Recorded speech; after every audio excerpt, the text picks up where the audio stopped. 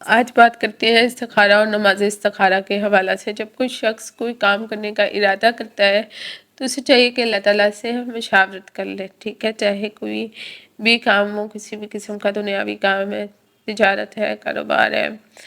اور بزنس جو کچھ بھی کر رہا ہے، ٹھیک ہے؟ تو جب کسی کو کوئی کام کرنا ہو اور اس سے اس چیز میں تردد ہو، شک ہو کہ کروں یا نہ کروں، کرنا بہتر ہے یا نہیں کرنا بہتر ہے، اور اگر شک نہیں بھی ہے تو پھر بھی جب بھی کسی کام کا ارادہ کریں تو استخارہ کرنا سنت ہے۔ اس کی صورت یہ ہے کہ فَجْرَ رَكْعَتَيْنِ مِنْ غَيْرِ الْفَرِيضَہ کہ 2 رکعتیں نفل پڑھیں اور بڑے خشوع و خضوع اور اطمینان قلب کے ساتھ انسان کو پڑھنا چاہیے، اور وہ چیز ذہن میں ہونی چاہیے جس کے لیے استخارہ کریں، رکوع سجدہ قوما جو سب بڑے اطمینان سے کریں، پھر فارغ ہو کر یہ دعا پڑھیں جو کہ اللہ کے نبی صلی اللہ علیہ وسلم نے سکھائی ہے اور صحیح مسلم میں موجود ہے۔ اللہم انی استخیرک بعلمک واستقدرک بقدرتک واسألک من فضلک العظیم فإنک تقدر ولا اقدر وتعلم ولا اعلم وانت علام الغیوب۔ اللہم ان کنت تعلم ان هذا الامر خیر لی فی دینی ومعاشی وعاقبت امری او آجل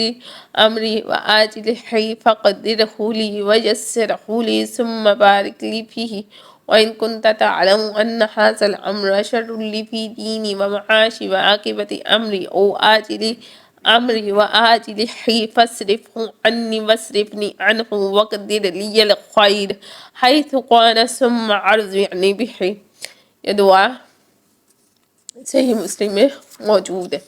اور اس کے معنی بہت خوبصورت ہے کہ اللہ میں خیر مانگتا ہوں تجھ سے اس کام میں تیرے علم کی مدد سے، اور قدرت مانگتا ہوں تجھ سے حصول خیر کے لیے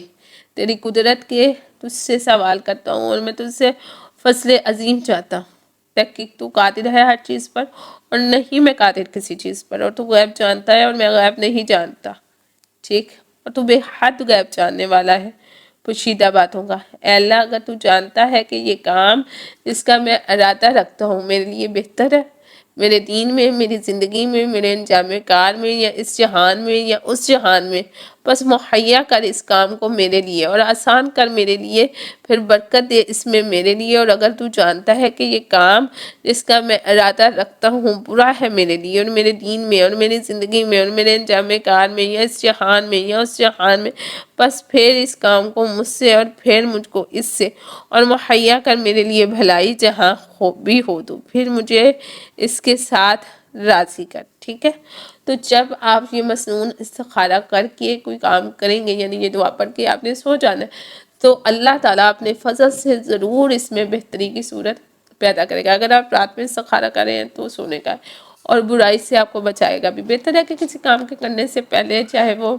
بزنس ہے، نکاح ہے یا سفر ہے یا کوئی بھی کام ہے، تو آپ چند روز بلا ناغہ استخارہ کریں، کم از کم 1 دن، زیادہ سے زیادہ 3 دن، اور زیادہ بھی کر سکتے ہیں۔ تو اس معاملے میں اللہ تعالیٰ مسبب الاسباب ہے، یا تو کوئی سبب پیدا کر دے گا یا اس کام کی توفیق آپ کو بخش دے گا، یا جو آپ کے دل میں شک، تردد، خوف ہے وہ دل سے دور ہو جائے گا، اور اس کام کے کرنے کا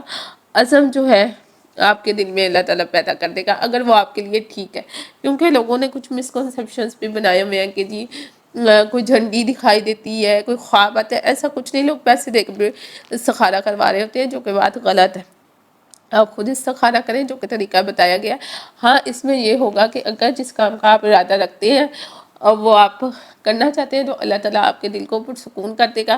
آپ کے لیے اس کام کے کرنے میں آسانی پیدا کر دے گا، سبب پیدا کر دے گا، اس کام کے کرنے کا عزم پکا کر دے گا۔ اور اگر کرنے کے بعد بھی آپ شک و شبے کا شکار رہتے ہیں اور آپ کے دل میں ایک عجیب سی کیفیت ہے، شک کی ہے، تو آیا کہ وہ کام آپ کے لیے ٹھیک نہیں ہے، اس کو نہ کریں۔